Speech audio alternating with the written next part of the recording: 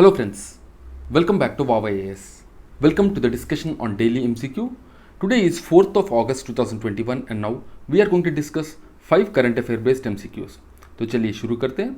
But first let us discuss the question that was asked yesterday, and yesterday's question was, the Indian subcontinent was originally part of a huge landmass called A. Indian, B. Ankar land, C. Aryavarta and D. Gondwana land. And some of you have given the correct answers. Yesterday it was Abzur Qureshi and Divyashi Sahu who gave the correct answer. Okay, so if you see this Indian subcontinent, it was originally part of this huge landmass called Gondwana land.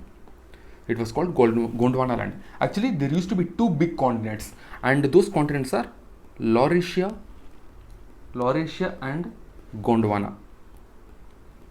Okay, so this Laurasia is the northern part and the Gondwana is the southern part, and India is part of this Gondwana land. And later on, over the centuries, what happened is this continent started moving away from each other, and the land masses started to move away from each other, and they formed various continents. And later on, during the course of evolution, what happened is the Indian plate. You can say this Indian subcontinent, which was originally part of the Australian plate. Okay, that actually came and hit the Eurasian plate, and then the Himalayas were formed. Okay, so this is what is the brief history, you can say. So remember, India is originally part of this Gondwana land, and the northern part was called as Laurasia. Okay, there used to be these two huge continents. Later on, these two huge continents split into other continents. Okay, now let's move on. And guys, as you know, daily we upload 5 current affair based MCQs, and these MCQs will help in your upcoming prelims examination. Not only prelims examination, these MCQs can be useful in various other UPSC examinations. So make the best use of this initiative so that you gain the maximum edge, from compared to that of other students. Now let's begin. The first question.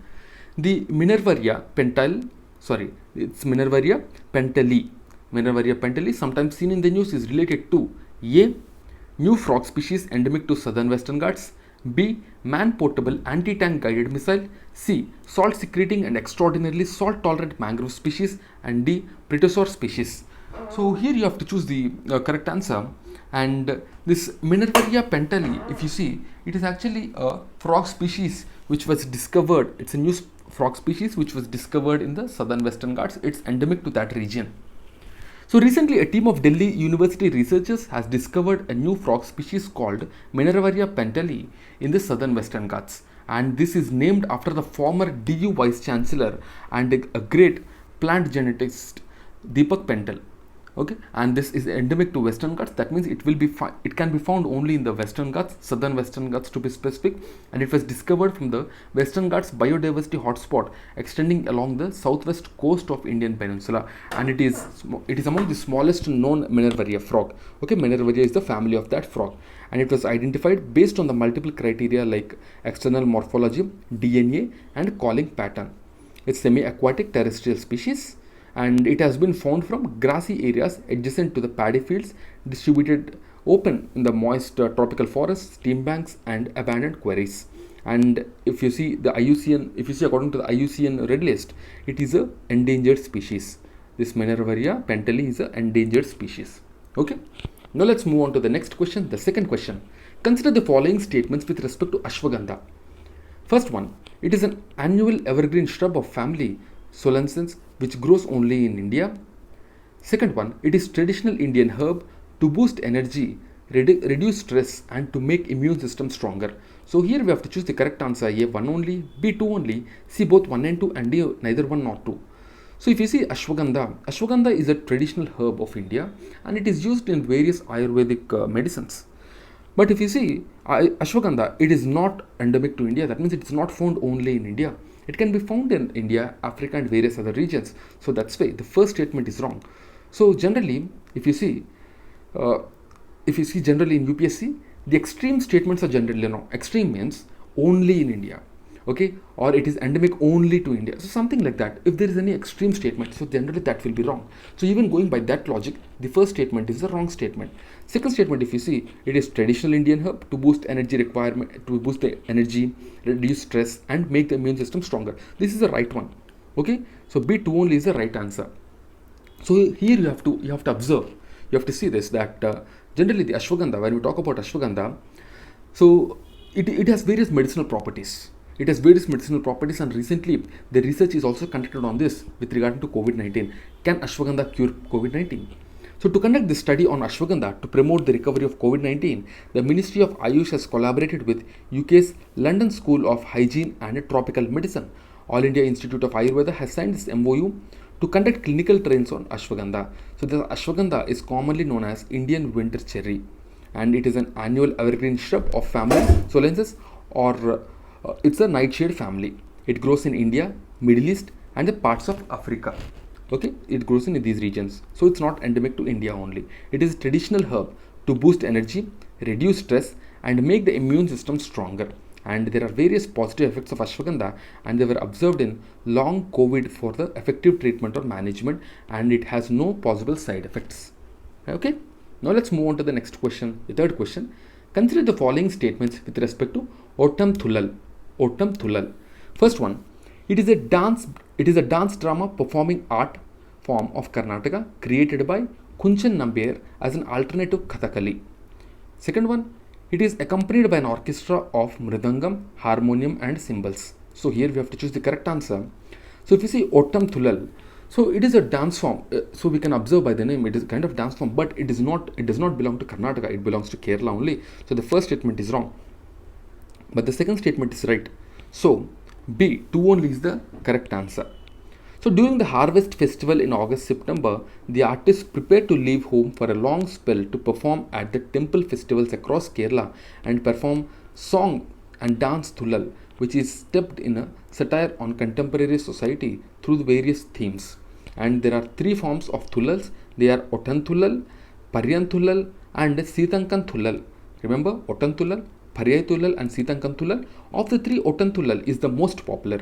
The Ottam Thulal is a dance drama performing art form of Kerala created by Kunchan Nambiar as an alternative to Chakyar Kuthu. Okay, this Kunchan Nambiar used it as a medium to protest against the prevalent socio-political structure and prejudices of the society in his time. Generally, the art forms, if you see, mostly they can be considered as a source of enlightening people, as a source of empowering people, as a source of providing knowledge to the people and society, and you can say knowledge to the people and society, and also a satire on the prevailing conditions. And the distinction factor of Ottam Thulal is that the performer himself sings and he plays a story, which is tedious task, and another person will recite the same verses, and the accompanying instrument for Ottam Thulal are mridangam and idakka. And the harmonious and satiric mode of representation and use of simple Malayalam language made this Ottam Thulal very popular among the ordinary people. Okay, the face is generally painted in yellow, arsenic mixed with blue color, and the eyes are blackened and the lips are reddened. And this makeup is also similar to that of Kathakali, you can say, and it is accompanied by mridangam, harmonium and cymbals. So this is all the information about Ottam Thulal that we need to remember from the examination point of view. Now let's move on to the next question. The fourth question. Consider the following statements. Karakoram range is situated in the northernmost range of Trans-Himalayan ranges. Second one, the Ladakh plateau lies to the northeast of Karakoram range. So here you have to choose the correct answer. A 1 only, B 2 only, C both 1 and 2, and D neither 1 nor 2. So this question is regarding the mountain ranges of India. And if you see Karakoram range, so the first statement is right because the Karakoram range is situated in the northernmost range of the Trans-Himalayas. This is right. If you see the second statement, the Ladakh plateau, this lies to the northeast of Karakoram range. This is also right because if you see the Karakoram range somewhat in, if you see this is Kashmir. Okay, this is Kashmir. Here you have the Karakoram range. After that, here you will have the Ladakh range. You have the Zanskar range, and you have the Pir Panjal. Okay, so here will be the Karakoram. Yeah, here I will write. So this is Karakoram, and this is Ladakh.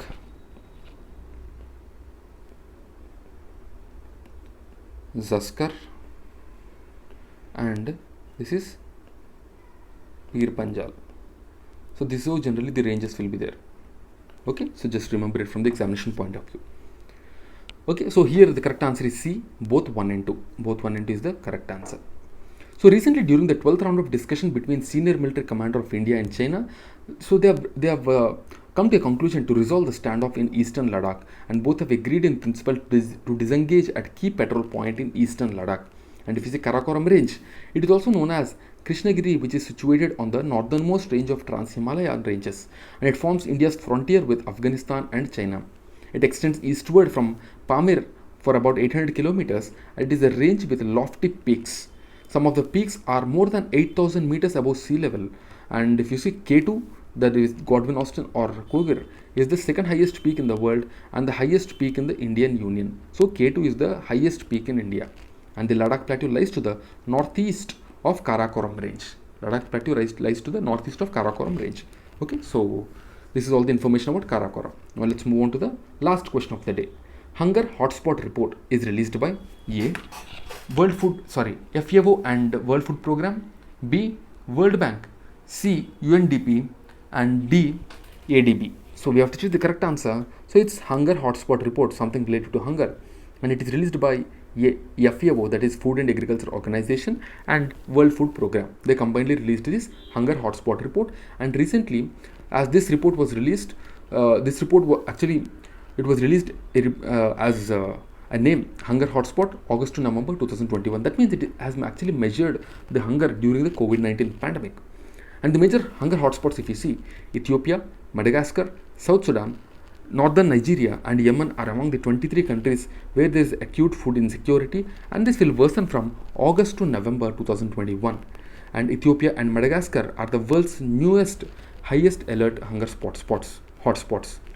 Ethiopia faces a devastating flood emergency linked to the ongoing conflict in the Tigray region. Remember, tomorrow this might be in the exam also. Tigray region belongs to Ethiopia. Remember this like this: Tigray in Ethiopia, Tigray, Ethiopia.